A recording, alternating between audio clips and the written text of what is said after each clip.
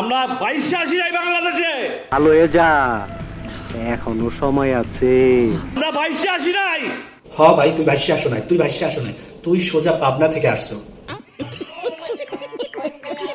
পজিশনে কি আছে? পজিশনে কি ফালতু কথা একদম কবি না। পজিশনে কি আসে যায়? একদম রাইট ভাই, পজিশন তো লাগে না। যারা পাগলা গারদ থেকে আসে তাদের পজিশনে কি দরকার? ইকবাল যারা বুক দেই তারা কখনো কোনোদিন পিট দেই না।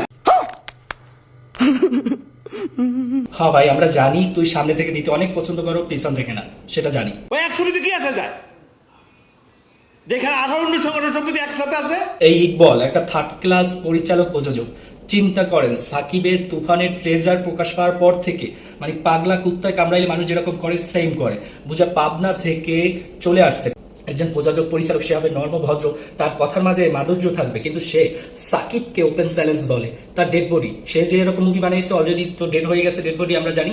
সে সাকিবের তুফান টিজার থেকে পুরো পাগলা, সে বলে আমি দেখাই দেবো, বুঝাই দেবো, অমুক করবো তমুক করবো। ইকবলকে পাগলা গারদে নিয়ে ভর্তি করানো উচিত। এই ইকবলের কাছ থেকে আসলে কোনো কিছু আমরা আশা করতে পারি না। যেরকম মাথা মোটা, কথায় মাথা মোটা, কিরকম কথা বলতে হয় মিডিয়ার সামনে সেটা এখন পর্যন্ত সে শিখে নেয়। Best of luck, Shakib Khan, এগিয়ে যাও।